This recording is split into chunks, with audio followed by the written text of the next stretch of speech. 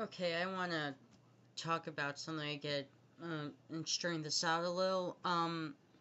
Earlier today on Facebook, one of my friends posted from some weird Christian page. It's obviously a Christian page, but some strange page where the picture said, and I quote, "We have to be a one nation under God again. Share if you agree."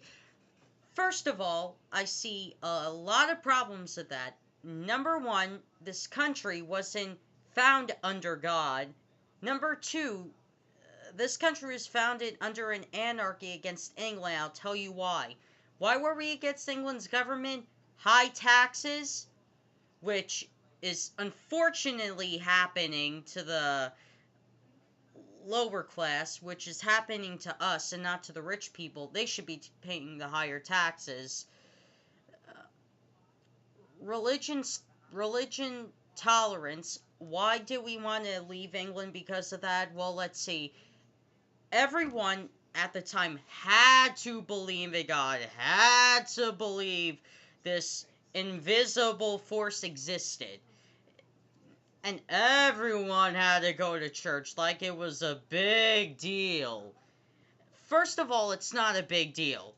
And second of all, even back when the in the founding fathers times there were atheists and agnostics, not a lot, but there were. And Thomas Jefferson, if you don't believe this, look it up.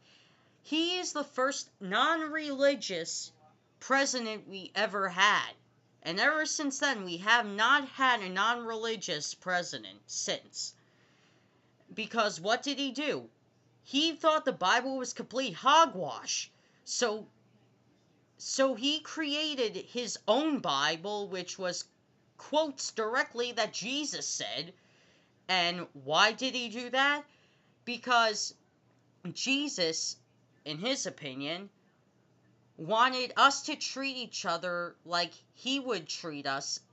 In other words, saying, don't hate this person because they're Jewish. Don't hate this person because they're black. Love them because they're your brothers, they're your sisters, they're your neighbors, they're your family. That's why he did his own Bible, and unfortunately, prints of his Bible were never done except for his own pleasure to read.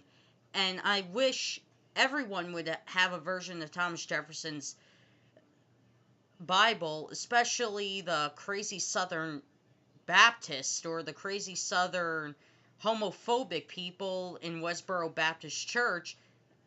In fact, they're not a church, they're a hate group. And I wish they would have that because they could read the direct quotes that Jesus said and not misconstrue them. But anyway, where was I? Oh, yes. So, the thing with under God. Now, in the Pledge of Allegiance, when the founding fathers founded this country, they did say, "Oh, under God, we have to do this." No. Any religious matter, any religious beliefs were kept private between all of them, and they didn't bring it into politics. That's when the separation between church and state was invented. That's the sole reason why. Because you don't bring religion into politics, because politics mixed with religion becomes something like a bad cocktail, which someone does not know how to make, and it gives you the runs. That's what it's like. You have to keep religion and politics separate.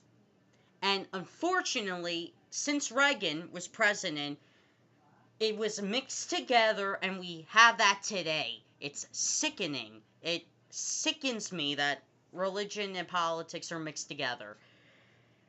It makes me go crazy because when this country was founded and the years pass, when the Pledge of Allegiance didn't go, I pledge allegiance to the flag, blah, blah, blah, blah, blah, one nation under God. No, it was one nation, liberty for justice and for all. Now, one nation under God. That was in the 50s. because of a scare. Because of a scare. That was the reason why. Eisenhower added it because of a scare. Have you ever heard of the Red Scare? That's why. Ever since then, it stayed there, and I don't know why it stayed there, because it's so outdated.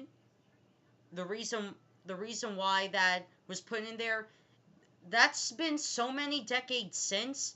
We should take under God out of the Pledge of Allegiance because it has no purpose of being in there anymore. Why can't we just go back to and one nation and liberty for justice for all? Why can't we just do that? No, because we have to please the Catholics, we have to please the Protestants, we have to please everyone who goes to church and who believes in this. I don't know what you call it, an imaginary friend. I don't know. Is this like the Secret Life of Walter May? Do these people see Jesus when they sleep? Do they like have? Do they have like an insidious thing where they like leave their bodies there and they're like, "Hey Jesus, you want to go for a beer?" I don't know what these people do, but to me, this is my view on life. You're either a good person or you're a bad person.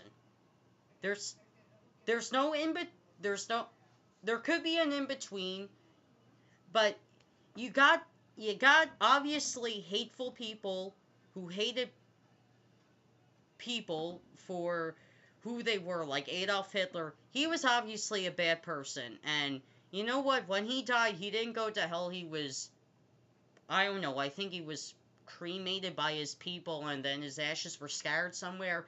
I don't know what the whole reason, what happened to his body. No one does. Um, good people. Walt Disney was for everyone. Another person that was a good person, Walter Cronkite, Johnny Carson, so forth. You get the picture? When they died, did they go to heaven? No, caskets. So to me, as far as I'm concerned, once you die, that's it. Once that's that, as far as I'm concerned, once I die, I'm just gonna be put in a coffin. I'm gonna become man food.